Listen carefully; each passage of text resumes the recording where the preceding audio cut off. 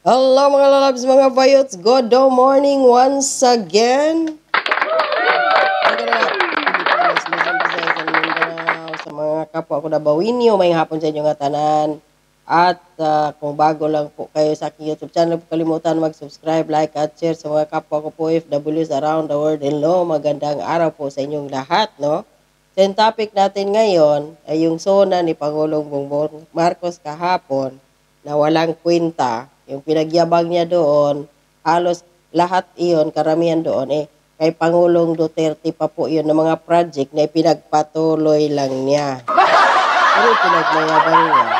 So ngayon, hindi niya nabanggit ang pagtaas ng inflation, paano pababain ang mga bilihin, yung kuryente na walang habas. Ang kanyang kaibigang mga, ano ba ito, yung taga Davao yun yung aboites, no? Na pagtaas ng kuryente, tubig, pamasahe dahil pagtaas ng linggo-linggo ng petrolyo, so, or langis. So ngayon, wala siyang nilagay, hindi niya nabanggit. At ang isa pa, hindi niya nabanggit doon, yung Maharlika investment scam ng Marcos family. Hindi niya nabanggit doon. Nahiya siguro dahil wala siyang ipagmalaki na isang taon na yung kanyang Maharlika walang naipatayo ni isang haligi. At ano yung hinighlight? Yung potragis na pugo. Palakpakan din naman ang mga putang ina ng mga politiko doon sa loob dahil mambobodol din sila. Mga patay gutom, mga animal. So ngayon, ito, basahin muna natin kahapon po mga lalabs, mga bayots, ang malita ng The Manila Times. Saan na ba itong pogo-pogo na to? So sabi dito sa balita ng The Manila Times, sa sona ni Pangulong Bongbong Marcos kahapon, all pogos banned. Talaga? Istoryahe.com. Paano niyo iba ng pogo yun ang bread and butter ninyo? Linggo-linggo kayong tumatanggap ng daan-daang milyong piso. Sabi pa dito, President Ferdinand Marcos Jr. on Monday ordered a total ban on Philippine offshore gaming operations or operators, POGO, saying these firms have veered away from offering online gambling services to venturing into illicit practices. Sabi dito, during his third state of no achievements or SONA, Marcos instructed. So, natasan na daw ni Marcos Jr. yung Philippine Amusement. Itong POGO daw, o itong Philippine Gaming Corporation or PAGCOR, to wind down and cease the operation of PUGO by the end of the year. Ito na naman.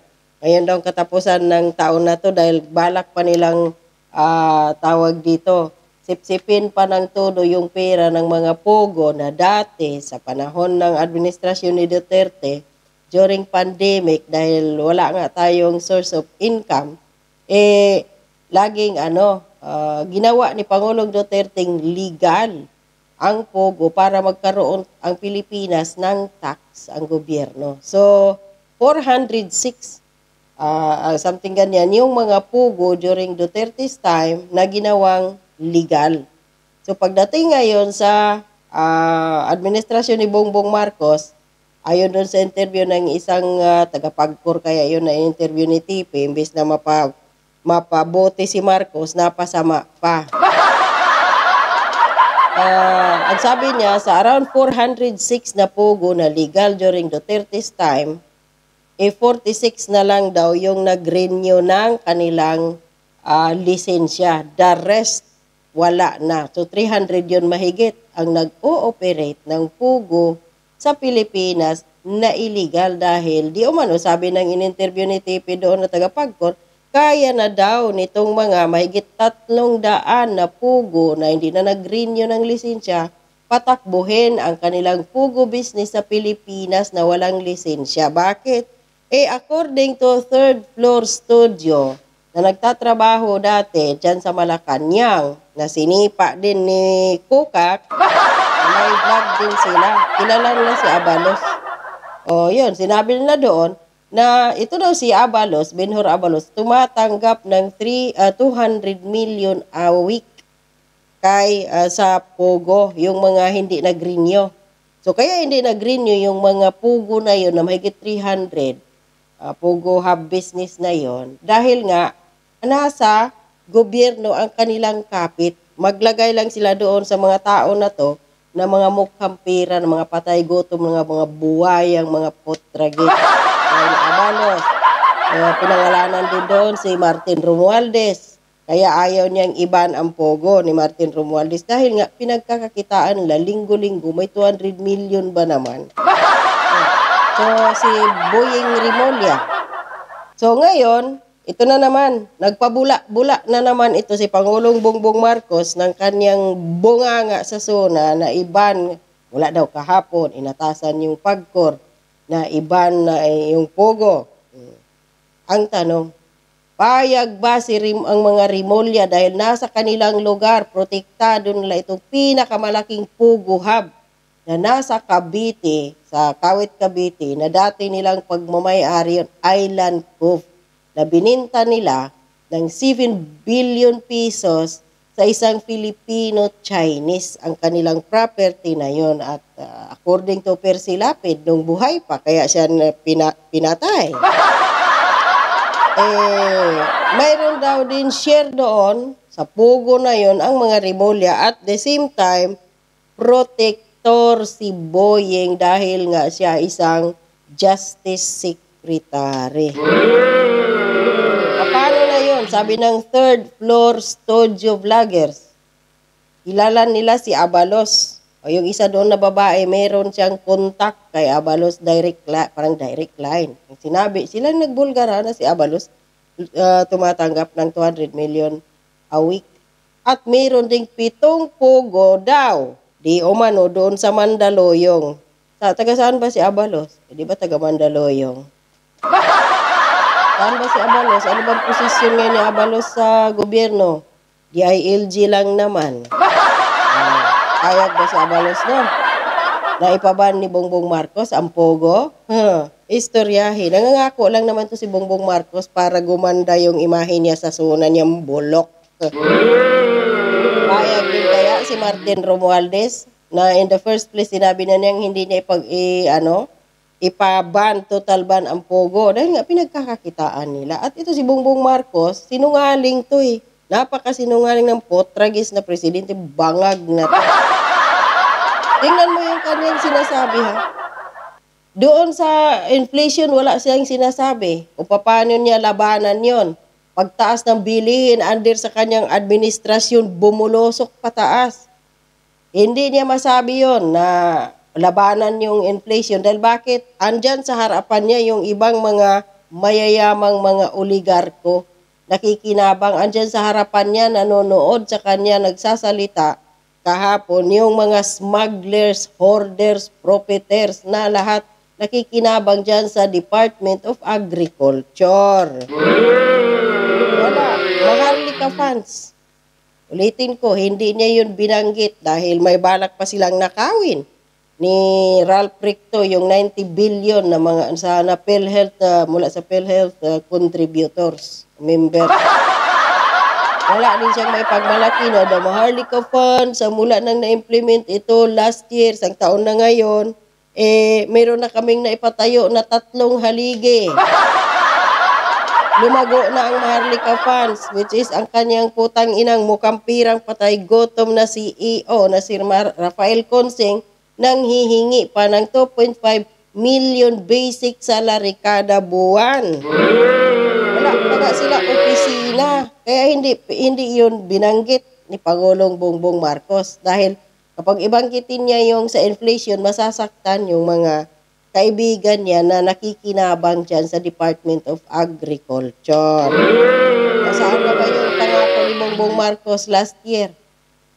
Na kayong mga hoarders, mga smugglers, profiteers, your days are numbered. 1 taon na po. Ilan ba yung nahuli? Ni isa. Wala. Ito na naman ngayon, nangangako na naman si Pangulong Bongbong Marcos sa kanyang SUNA na by end of this year daw, total ban ng Pogo. Maniwala kayo dyan kay Bongbong Marcos, may almoranas na ang puwit niyan. Nakakasinungaling. Yung putang inang yan. So sabi pa niya dito, sa State of the Nation na no achievements niya kahapon, effective today, kahapon yon.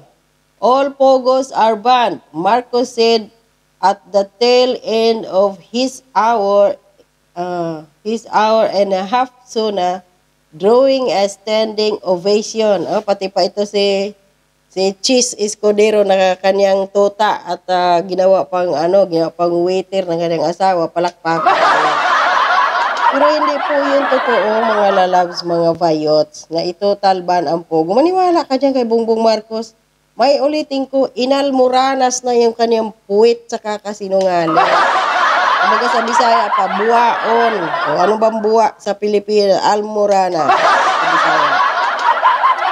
So sabi dito, itong Pogo na yan ng pagkor, iban daw ni Bongbong Marcos, hindi. Papalitan lang nila ng pangalan, hindi na Pogo dahil masyado ng basa ang record ng pangalang Pogo. So ito yung i-replace nila na pangalan ay Internet Gaming License. IGL. So hindi na Pogo. So pinaban lang yung pangalang Pogo ni Bongbong Marcos, so papalitan ng Internet Gaming License. Wala din. Useless din na iban ang Pogo. Kasi papalitan lang ng pangalan. So yun pa rin. Mayroon pa rin karahasan dyan, may patayan, may gahasaan, mayroon pa rin krimen. Dahil hindi naman talaga total ban ang Pogo. Pangalan lang ang iban, palitan ng ibang pangalan, no? Another pambobodol ni Pangulong Bongbong Marcos, tapos palitan ulit yung logo ng ilang milyon na naman yun. Itong presidente na to, wala talaga eh. Sana lalabas yung almoranas niya sa puwit niya, magpula-pula bawat maglakad siya, no? Nagdudugo na kamo ni Regla ang puta. Dahil sa sobrang kasinungalingan ni Pangulong Bongbong Marcos, believe ako. Talaga eh. Wala talaga. Yung kanilang sabi ng linisin lang pangalan nila na kawatan, mamamatay tao, kung ano-ano pa sa yung tatay nila. Walang pinagkaiba si Marcos Jr. ngayon. Kung ano yung ama niya, siya din ngayon yung anak, ganun din yung ginagawa. Kawatan, mamamatay tao, nang aabuso ng mga inosente, dyan, lalo na dyan sa Kingdom of Jesus Christ. O hanggang ngayon, tahimik ang pisting yawa.